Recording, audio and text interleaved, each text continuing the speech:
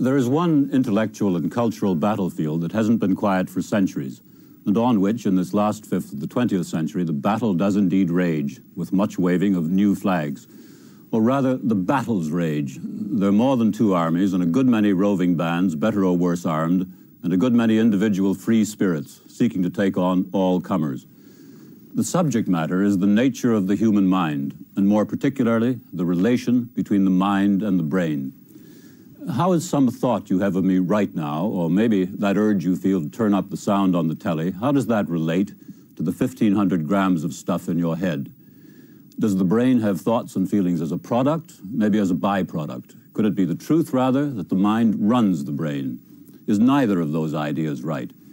It's not puzzling that the battlefield has for a long time been crowded. What's to be won is not just the prize for truth, for solving the puzzle.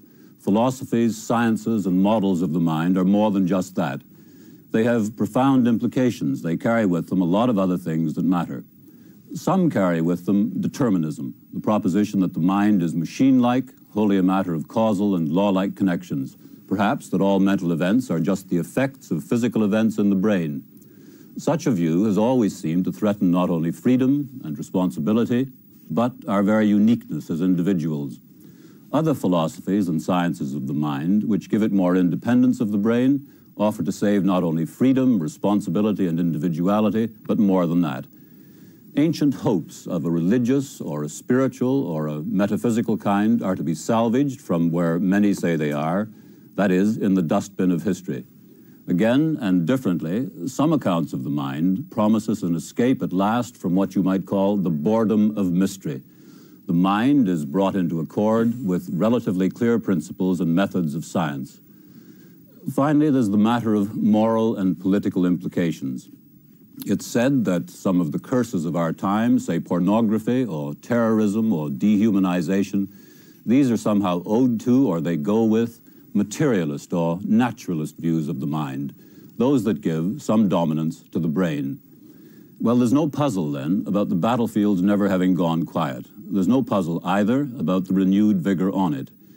That is owed, I think, in one large part to what might be called a first maturing of the neurosciences, neurophysiology, neuroanatomy, neurobiology, neurochemistry, and so on.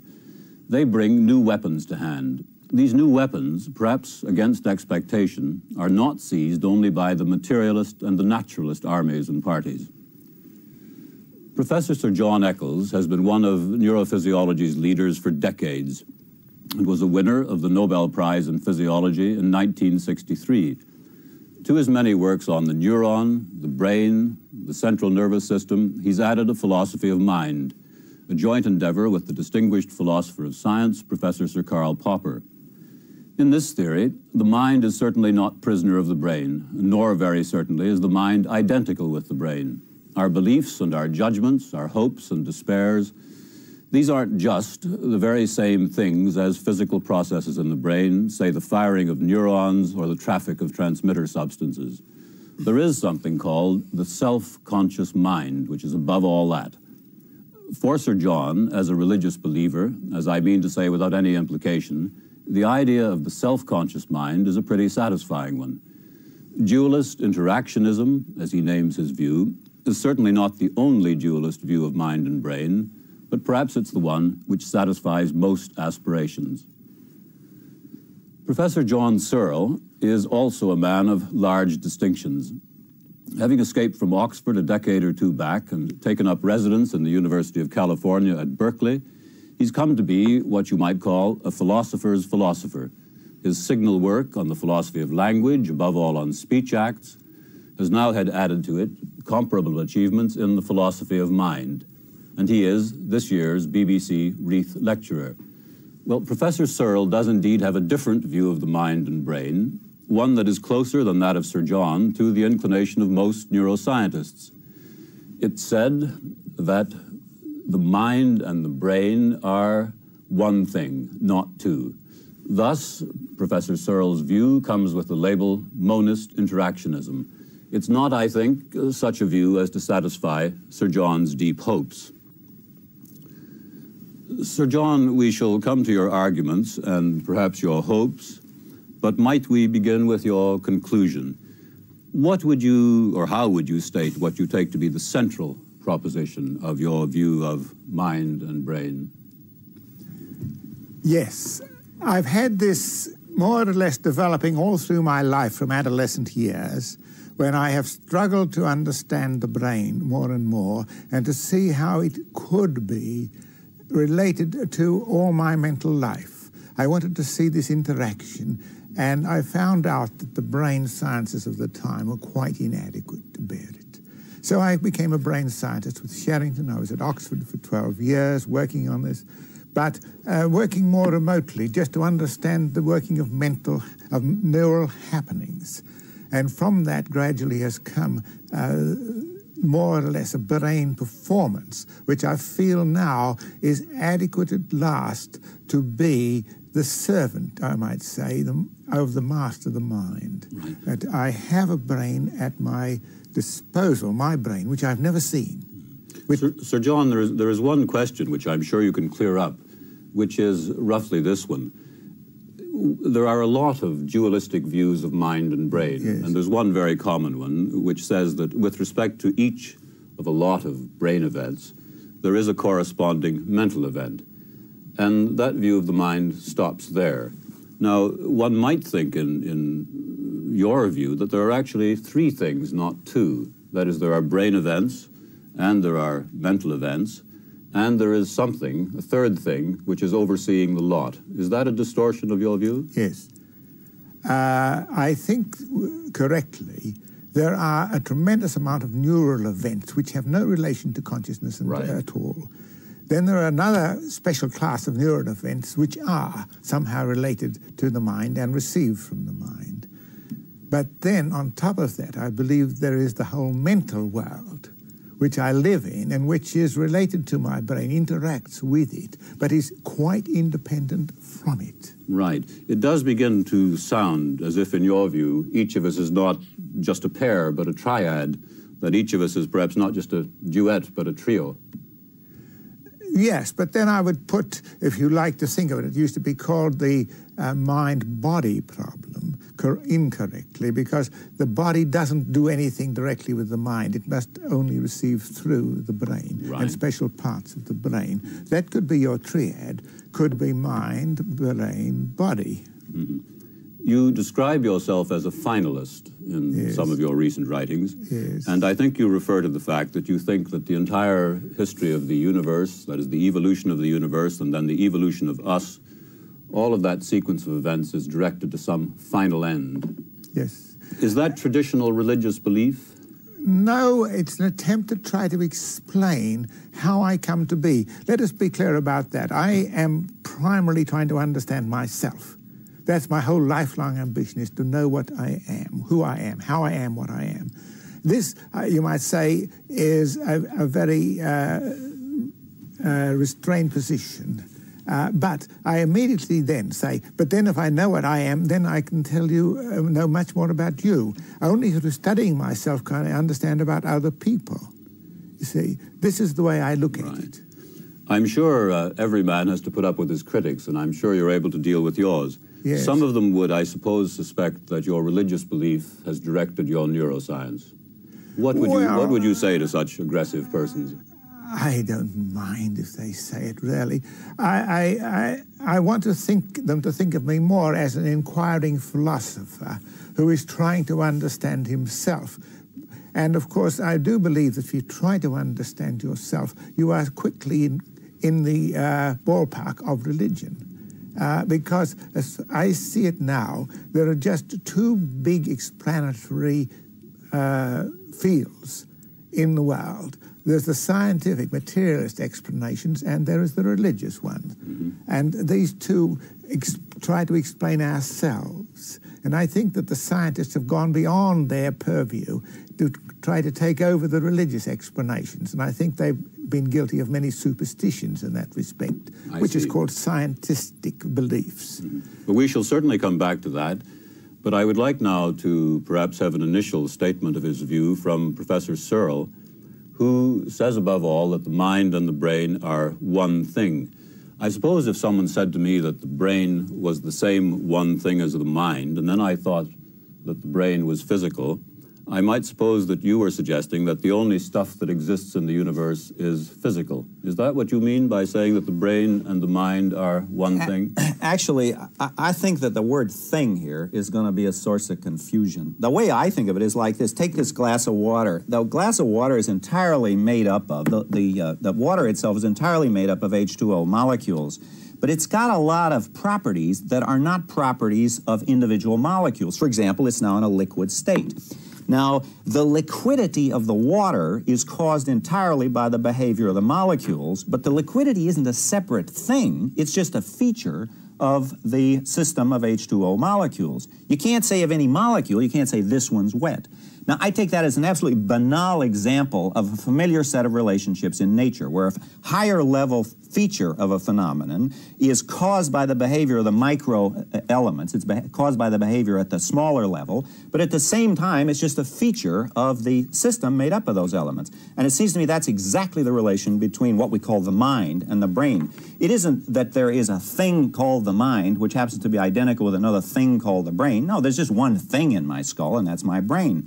But the brain has certain processes that cause the things that make life interesting, such as consciousness, mental states, intentions, desires, all the rest of it.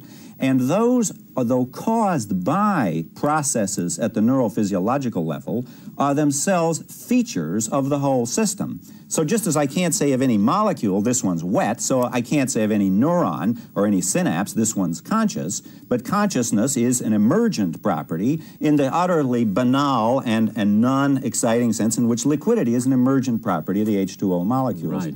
I do understand your reluctance to suppose that there are two things in your view, because that would bring you somewhere on the way to the position of Sir John Eccles. You do, however, say that there are levels or perhaps features or characteristics. Indeed, presumably you have to, because you talk about the relationship between mental and physical properties or parts, and indeed you talk about one of them causing the other. The physical causes the mental. Well, I understand your reluctance to say there are two things, but presumably we have, in some sense, two entities, or two characters, or two parts, and it might be suggested by an aggressive person, which I'm not, that you are Sir John Eccles under a slight disguise. That is, you two are a dualist. No, I'm not a... Well, there is a sense in which you could say my position is dualist, because I think that naive mentalism, the view that we really do have conscious mental states and that they make a difference to our life, they're not just epiphenomenal, that is a view that I adhere to. But if I had to summarize the reason why I'm not a dualist, it's this. If you take naive mentalism, the view that we really do have conscious mental states and that our most naive views about the mind, that I'm now conscious and awake and so are you, and you take that and contrast it with naive physicalism, the view that the world consists entirely of physical particles, entirely of microparticles and the various relations between microparticles, those views seem to me to be perfectly consistent.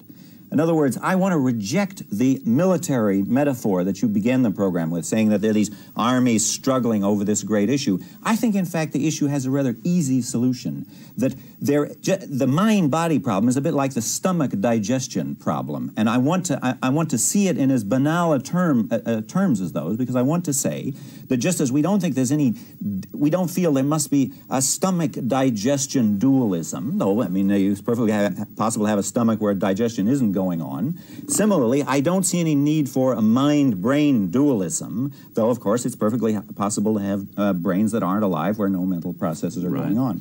So it isn't a question of there being two different things in my skull, but rather there are different levels of description of a set of biological processes. At one level, we can describe it in purely physiological terms of neuron firings and synapses and action potentials and all the rest of it. And at another level, we can describe the very same system as a conscious system engaging in certain kinds of voluntary behavior, having certain sorts of thoughts and feelings. And those descriptions, I want to emphasize, are not in any way in conflict with each other. Could I just ask you for perhaps a very brief answer to one final question in this initial moment of our discussion? Sir John Eccles allows that there is some connection between his neurophysiology and his religious belief. I suppose it might be asked of you whether you are that kind of person who is deadly against mystery. That is, you are totally opposed to finding mystery in the universe, and are very keen, rightly, on being another kind of person, not a mystery monger, but some might say a plain Californian man. Now, I think the fact that the world exists and that the way that it exists, that the way in which it works, is a source of astonishment and mystery to me all the time. That is to say, it seems to me a source of immense mystery that a series of neuron firings in my hypothalamus can produce my present feeling of thirst, or that an impact of a lot of photons on my retina together with a bombardment of my lateral geniculate nucleus in the visual cortex can produce all these myriad visual experiences that I have. On the contrary, I stand before nature with awe and mystery. It seems to me that's the original, this is the original Socratic origin of philosophy, is this sense of mystery. Excellent. Well, Sir John, I wonder what you think of that position. Well, I am trying to think of myself and my brain. That's been my lifelong problem. And when I consider that and what I know about the brain, I'm not prepared to give it all of these mental properties. I don't see any reason for that. There's no physical basis for this, nothing in physics giving mental properties to complexities of neurons or complexities of any matter in any form whatsoever. And in fact, a large part of the brain is as complex as you can think of without any mental properties. So this has to be explained. How can this come about?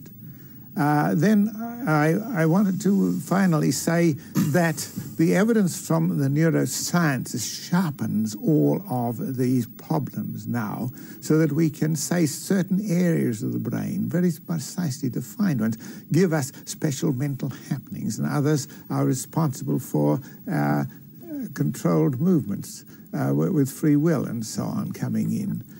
This is what we now know. So it does seem to me to require some development of your hypothesis. Well, I think in part I agree with what you said, namely that we don't know an awful lot about the details of the way the brain works, but we do know enough now so that certain sorts of mental features can be localized. But your first point seems to me one that is really quite irrelevant, and that was that the notion of the mental isn't a notion that's part of physics. But there are lots of things in the world that are not part of physics, at least physics narrowly construed, of all sorts of biological processes.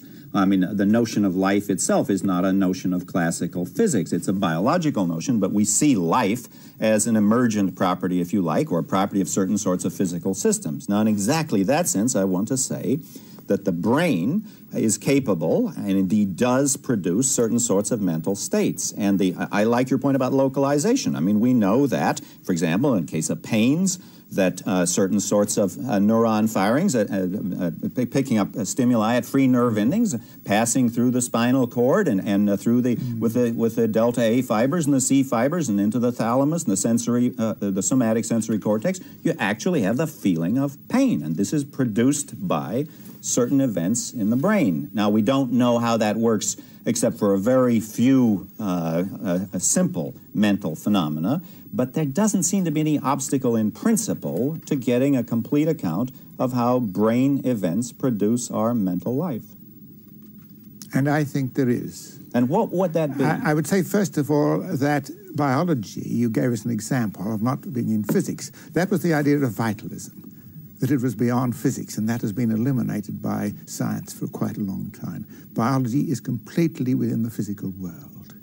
And in that sense, I want to say the mind is part of the physical world. But that is, there was a time when there was a big issue between vitalism and mechanism, and now it's just not an issue anymore because we understand the biological processes that are part of life. But we don't describe them in Newtonian terms. I mean, it isn't as if we describe life strictly in terms of Newtonian mechanics. No, we have a biological explanation of what are physical systems. And it's in exactly that sense I want to say we can have a biological explanation of our mental life where we perceive mental features of the world as just higher level physical features of reality. And I want to say the opposition between the physical and the mental is just a relic of dualism. And I want to say it's in the forefront of our thinking. I want to say furthermore that where I don't follow you is the idea that more and more complicated material happenings can give you mental events. This is another world. I think the dualist position is quite strong, that we'll go along with neural happenings, and I go to the end and trying to explain what the brain does in neural happenings and the wonder and mystery of all of that, which is far from being understood. But it doesn't bring in mental events. To go right through the whole, say, visual system doesn't explain how light and colour comes out at the end in the perception. It's nowhere near that. It's a different world you enter, and that's the world of dualism. Yeah, I want to say that seems to me a profound philosophical mistake, and let me see if I can't say succinctly why I think that is. With any system where you explain the behavior of higher level phenomena in terms of lower level, of course, as long as you stay at the lower level, you'll never get to the higher level. If we just describe the movement of each H2O molecule, we'll never get to the world of liquidity. Liquidity doesn't exist at the level of the individual molecule.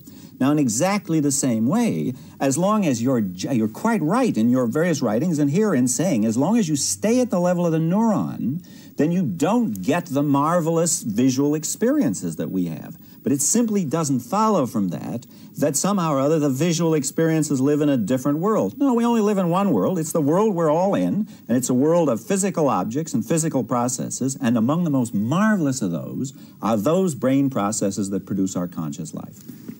And what you're telling me now is a lot of materialistic explanations, but using your mental thinking and imagination to do so. And this is a contradiction. No, it's not a contradiction at all. I think that you have moved out of the world of matter-energy into the world of trying to understand. And where does understanding come in the world of matter-energy? In exactly the same way that I use language to analyze language, and I use vision to analyze vision, so it seems to me I use the brain or the mind, call it whichever you like, to understand the operation of the brain and the mind. But consider the alternative. It seems to me your alternative is, I think Ted's quite right in saying, there is a kind of homunculus for you, except it's a purely spiritual homunculus. That is, the way on your account, we have all these neuron modules, and then in addition to that, there is this non-spatial entity inside our brain. No. That is the self-conscious mind. And that the self-conscious mind is integrating all of this stuff. And that seems to me really a desperate move to make, given the fact that we're on the verge and continuing to make various neurophysiological discoveries that show how it actually works in ordinary biochemical terms. And you think that you can explain your whole mental life, not only vision, but love, hopes, fears, anxieties, all of the beauty, the whole of your memory of beauty in pattern and in music and all the rest of you think all of that is just neuron firings? I think that it's important to try to understand how the world works. Yes. At any stage, we are terribly ignorant, and the area of the unknown vastly exceeds what little we know. But insofar as we have any idea about how the world works as far as our own mental life is concerned, it seems to me that the brain is the most marvelous instrument in the universe. 100 billion neurons organized with fantastic complexity.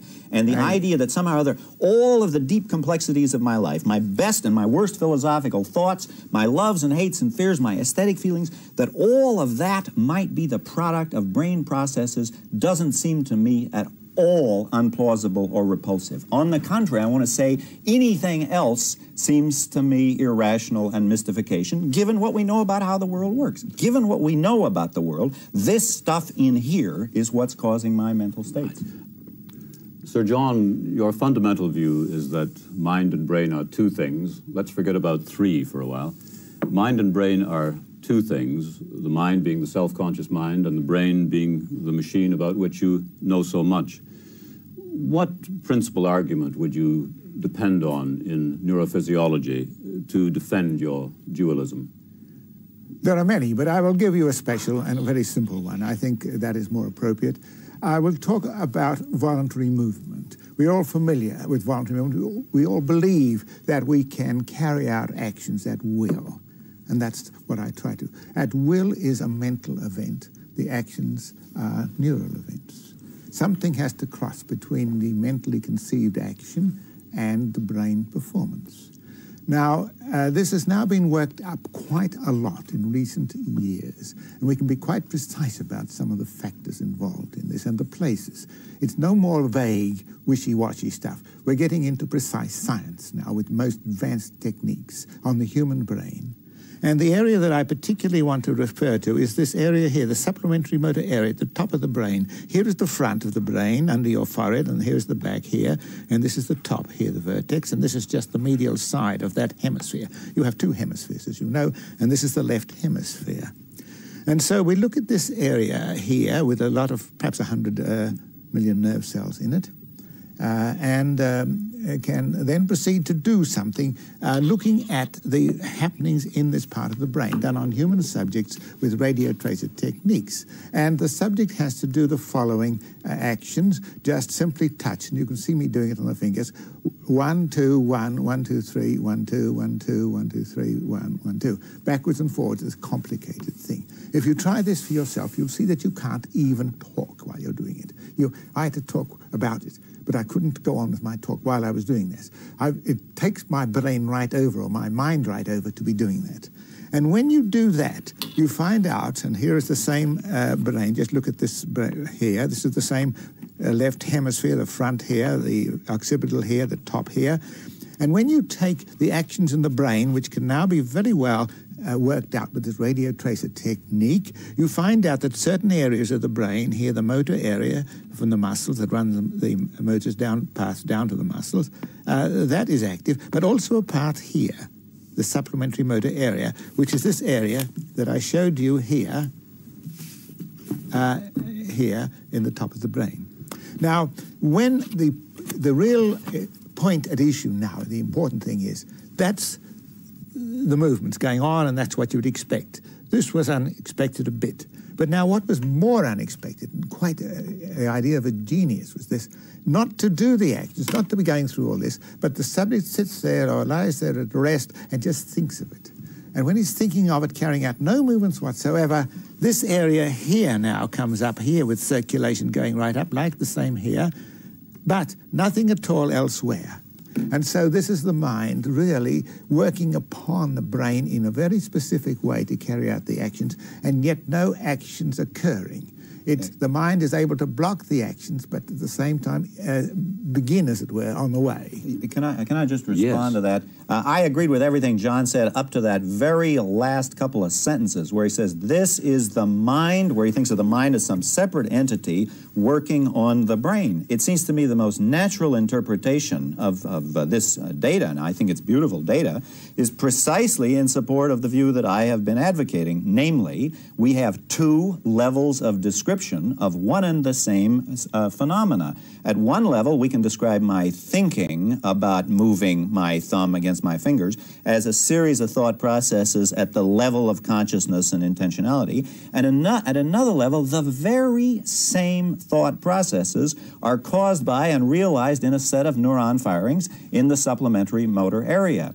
So there seems to be nothing whatever in this that would force us or even incline us to do something which I think is really extravagant, and that is to postulate some non-physical forces, some purely mental forces that live in a different world altogether, that somehow or other are latched onto the neurons, that are busy shaking the neuron modules by mysterious non-physical methods. It seems to me all of this is perfectly consistent with the idea that we live in one world, and in this one world we have both mental and physical properties. So, Professor, do you then believe that thought processes have not in themselves the power to cause anything in the brain?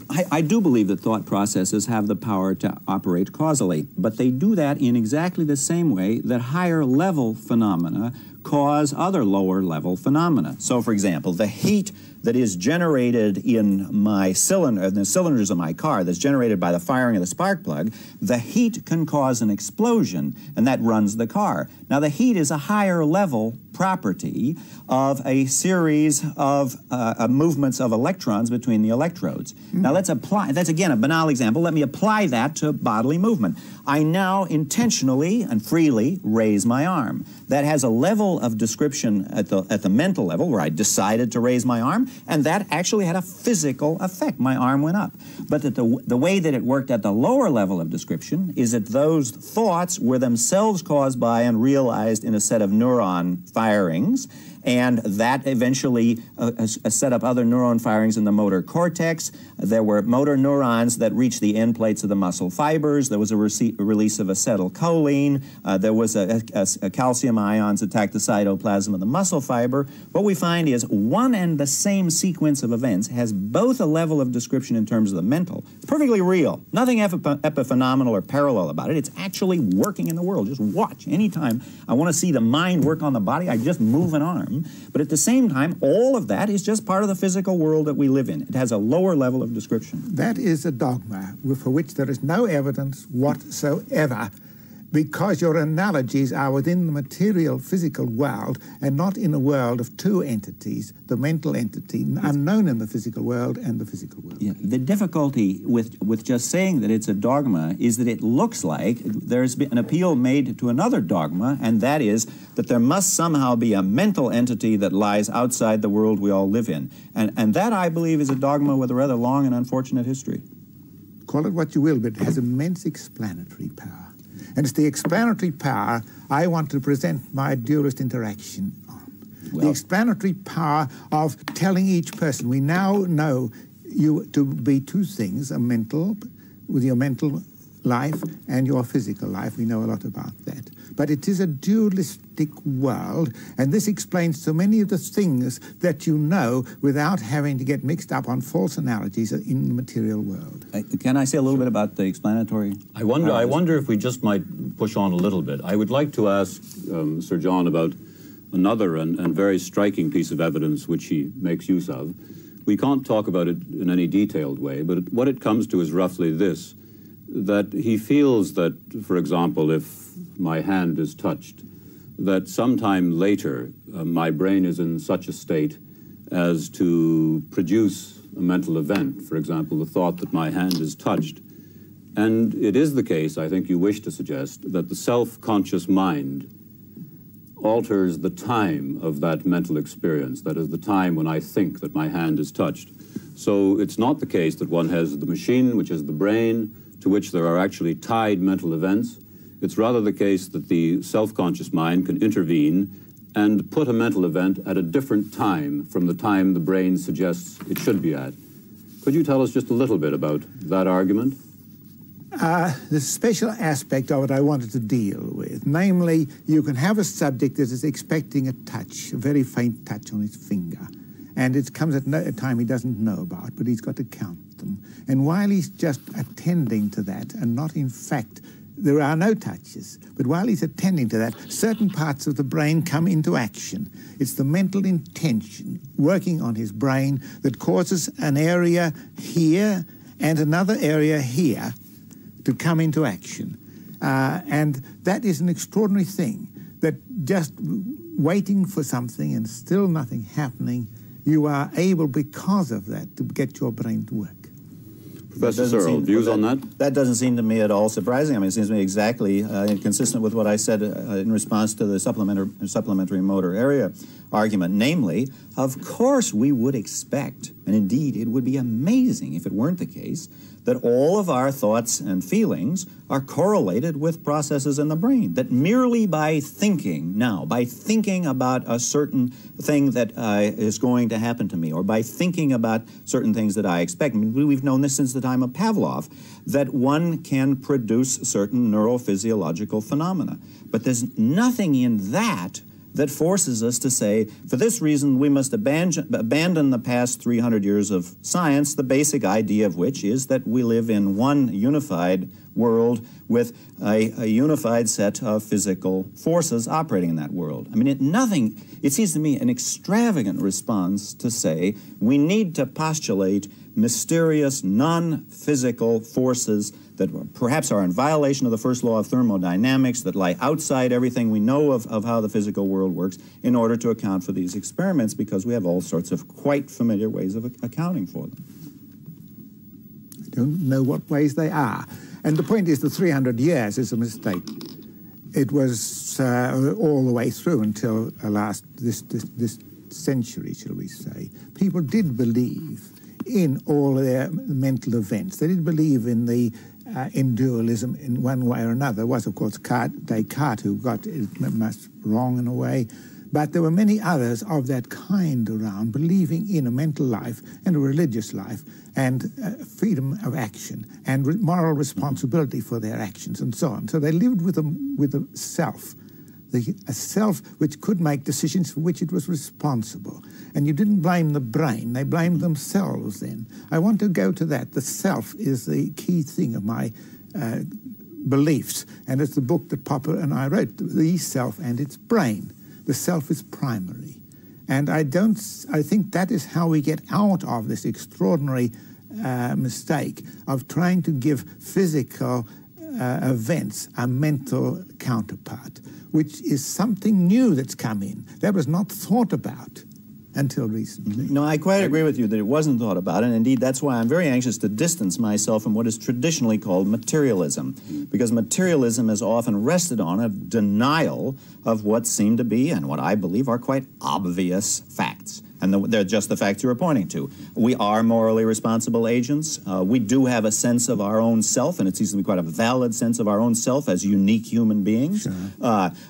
We know that our own thoughts and feelings produce effects, that we're capable of acting on the world, and we accept responsibility for those actions. What I want to say is, all of that seems to me perfectly consistent with a thoroughgoing scientific account of the world. Now, you're quite right in saying that until recently, people thought those two views must be inconsistent, that the idea that we live in only one world, and that world is, for want of a better word, one we could call a physical world, that somehow or other, if we admitted that, we'd be taking something away. We'd be taking away our sense of ourselves or moral responsibility or free action. I want to say none of that follows. None of that follows. What we're talking about is not two separate worlds that mysteriously connect at some as yet unknown point in the brain.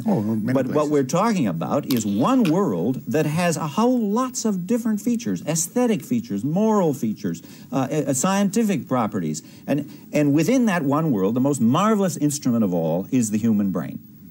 But then I feel you've said a lot of dualistic truths in that statement. Can I just respond to that? I think that is really the basis of the disagreement between us, because I think what we really want to say about the brain, which is true, and what we want to say about the mind, which is true, are both consistent with each other and do not force us to any kind of dualism. If I want to say there's anything new in my view, that's it. John Searle, we've been addressing ourselves to some extent to the question of Professor John's arguments for his position. Do you have quite specific arguments? I mean, he does indeed point to certain neurophysiological facts. Yeah. Do you have some one specific argument which leads you to the conclusion that mind and brain are one thing and everything is simple and happy in that way? It isn't that I can point to an area of the hypothalamus and say, right here on this diagram, I can show you that the mind and the brain are really two different ways of describing the same system. No, it's not like that.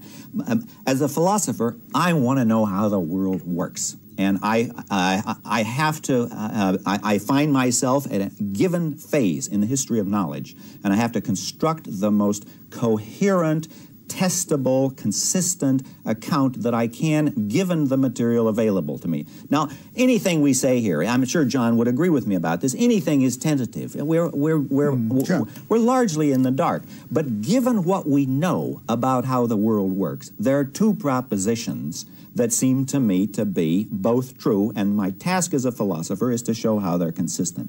One is, everything in the world consists of physical particles and relations between them. And the other one is, we do obviously have mental states in all their glory, in their most naive kind of mentalism, where we have conscious feelings and moral responsibility and all the rest of it. And I want to know, how can that be? How can both of those propositions be true? And it seems to me, once you get out of that old dualist tradition that says they can't be true, the physical world threatens the mental world. It somehow threatens moral responsibility. Once you get out of those categories, then it seems to me it's obvious. We don't live in two worlds or three, we live in one world, and the marvelous feature about that world is it contains conscious human beings.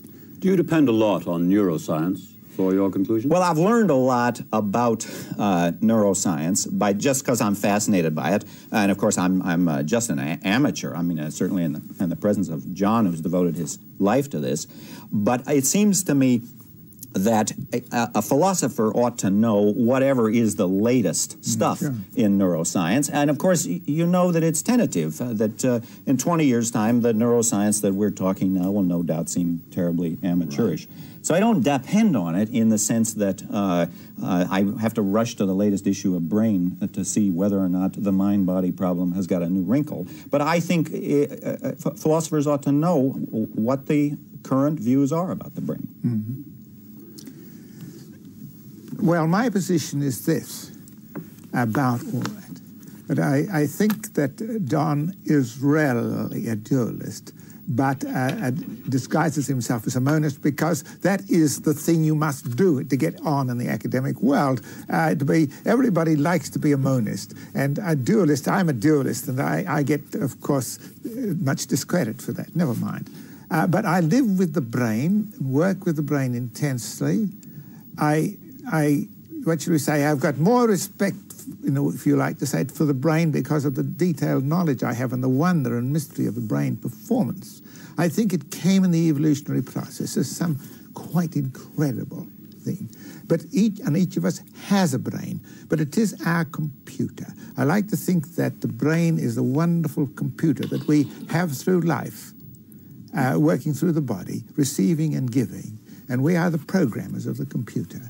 And this makes the dualistic sense for me as I see it. And the more and more we study the brain, the more we see the wonder and beauty of the computer operation, the more it begins to make sense of how we as programmers can manage to do all the things we can do, all the subtleties and skills of movement, all of the imagination and creativity, all of the feelings and loves and beauty and all the rest. All of this can be produced, in a sense, by happenings in the brain which we interpret in our minds. Yes, I want to say I'm in no sense a dualist if dualist means there are two different worlds that we live in or two irreducibly different kinds of things in the world. On the contrary, in one sense, I'm more than a dualist, I'm a polyist. I think there are all kinds of higher level features of the world, not just features like consciousness, but features like the liquidity of the water or the solidity of the table.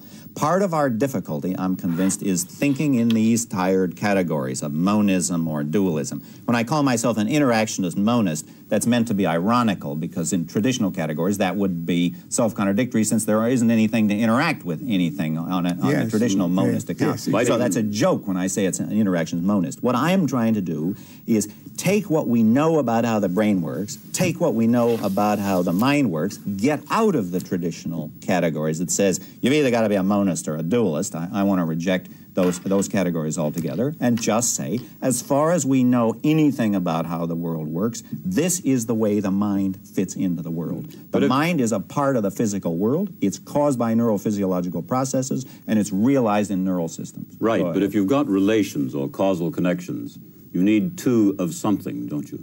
What I think is that one of the greatest sources of confusion in this area is a naive Humean view of causation.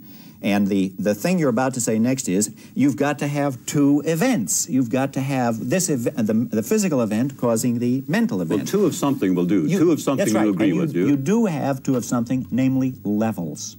You have different levels within a system. So going back to these same banal examples, in my car, there's a level of description where I can talk about the oxidization of hydrocarbon molecules, and another level of description of the very same system where I can talk about explosions in the cylinder that make the car work. Now, the oxidization of the hydrocarbons causes the explosion, but that doesn't mean the explosion lives in a different realm or a different world. No, it is just the explosion is realized in that system of oxidizing hydrocarbon molecules. And exactly the same way, I want to say, my mental states are perfectly real, nothing epiphenomenal, no parallelism involved here, but they are themselves realized in a neurophysiological system. But what I want to object to is the sleight of hand, where you gave these banal examples, and then you said in exactly the same way. Now, you cannot justify a statement as precise and strong as that, can you? Well, let me try. What we're interested in is not the details of how the brain does it for the very simple reason none of us knows. We don't know the details. But we do know, we are making progress, and we do know certain sorts of things. So let's take an actual case where we know a little bit about it. Take thirst, or at least certain kinds of thirst. Now, we know that renal secretions synthesize a substance called angiotensin. And the angiotensin gets into the hypothalamus, and it causes a series of neuron firings. And that series of neuron firings cause certain kinds of thirst. Now, you might ask, well, where's the thirst? Doesn't the thirst have to exist in some soul that's separate, or in some self-conscious mind that's separate and stands outside of all that? And I want to say, as far as we know how the world works, the thirst is going on right there. It is a higher level feature of this system of neurophysiological processes. Now, of course, you might say, well, there's still lots of differences between that and water and H2O molecules, and I quite agree. I mean, the point of the analogies, and I deliberately picked banal examples, is not that we can get a one-to-one mapping, a one-to-one isomorphism between the physiological processes and the behavior of the H2O molecules. But what we can get is a sense that our difficulties in understanding the relation of the mind to the brain are empirical difficulties about the enormous difficulty of describing a system as complex as the brain. There isn't, in addition, some deep metaphysical difficulty of overcoming a mind-body dualism. We don't have to worry about it. The first thing I know is about my mind. I've known it always. All my viewers and our listeners will know about their minds. They know practically nothing about the brain, and we know very little, by the way. We're at the beginning of understanding this. Let's be very humble about this. We know a great deal about the mind, its great creativity, the whole of culture, the whole of our life story.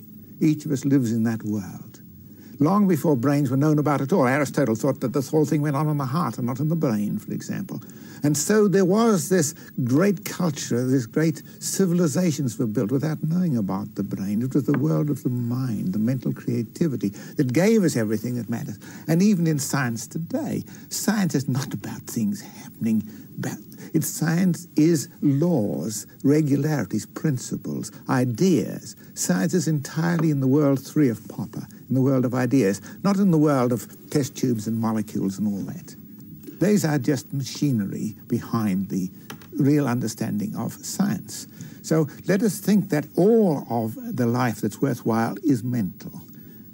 And in the entity of mind, events and their coherence, their explanatory power, and the way in which they are coded from generation to generation. This is our culture, coded in writing, coded in pictures, and so on. This is the world that each of us lives in and finds ourselves in. It's a mental world. Mm-hmm. As a philosopher, I certainly want to agree with you about the primacy of the mental and the primacy of the cultural. Where I disagree with you is the idea that somehow or other that leads us to think that we must live in 3 different or 2 different ontological realms. No, we just live in one world. It's the world we all live in. I wonder if I could ask just a question of both of you at that point. One thing we all experience as part of ordinary life is that we are not just a place where mental events take place. We're not just some locale in which things flow through, but we have what I'm sure Sir John would call a sense of self, or indeed what philosophers call rather ponderously, the unity of consciousness. Now, he, I think, offers a rather good explanation, if you accept the rest of the theory, of the unity of consciousness. He does, after all, have the self-conscious mind. What do you say in connection with that? Well, I say, first of all, that the price of the explanation is inordinately high. As I said a few minutes ago, we have to abandon the conception of reality that has grown up of the past 300 years of science. We have to postulate non-physical forces acting on physical entities. And it's interesting to note, there's never been any account, I mean, any really hard neurophysiological account of how the self-conscious mind operates on neurons. We're told it gets into the modules, but does it shake the axons, or does it wiggle the dendrites? I mean, what are they? I know what it does. Short physical processes. But just let me finish this other point. The question is, what is the origin of the unity of consciousness? That seems to me, and the split brain experiments bear this out, seems to me to depend on the fact that our brains in the 2 hemispheres have a certain type of relationship to each other, and indeed a certain set of vehicles of communication between them, notably the corpus callosum. Right. Just to... but wait a while. I want to come back on the price. You say the price is too high. I will say the price of truth is never too high. If we have some independent reason for supposing it's the truth. And I'm not going to be put off in my quest for truth by pricing. No. I can't let that go I can't let that go unremarked. One of the things we have discovered in our quest for truth is that you don't postulate entities you don't need. Occam's razor. And if we had to summarize the basic dispute between us, one way we might say it is, I think that all of the marvelous data that you've got and all this brilliant research that's been done by you and other people about the brain can be accommodated by a general scientific account of the world that's perfectly consistent with our ordinary common sense knowledge about our own minds. Now, when I say the price is too high, I mean we're running against one of the basic principles in the search for truth, namely Occam's razor, if we have to postulate things that stand outside all that we know about the world. I wonder if I could just come in there, since we're getting near the end. There was one question we looked at briefly at the beginning, which is raised, for example, Sir John, by your Gifford lectures. And you speak in your Gifford lectures of a decline in individual freedom and the rise of a bureaucratic state and things like that. And in a book which you're about to publish, you speak of the trough of pornographic sex that we're now all in. And you connect these things, the loss of freedom, the rise of the state, the trough of pornographic sex, with materialist and naturalist views of the mind. Here we have a very materialistic, as it seems, a naturalist philosopher. Do you think very seriously that his view of the mind is contributing to those frightful things? I think the decline in religious belief is having a very big effect because so many of the young people have no meaning in life, no hope. They don't have anything else to live by except their material enjoyments, happenings of this kind. They don't know what happiness is, for example.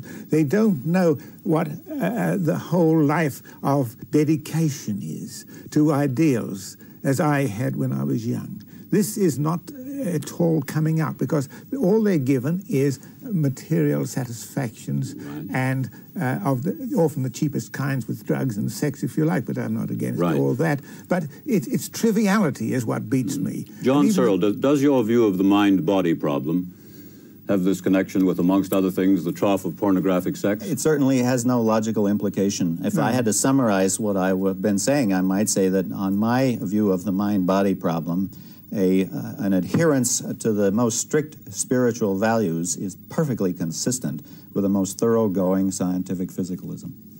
But not, I think, consistent with religion. Well, if by religion you mean a belief in a supernatural God that stands outside the world that we live in and attacks immortal souls onto the fetus at a certain point in the development, then certainly there's no reason at all to suppose that that's true. We have no evidence that that's true. Let me just put it this way. If God did exist, and there's one thing I like about John's whole approach to these issues. If God did exist, if religion were true, that would have to be a fact of science like any other.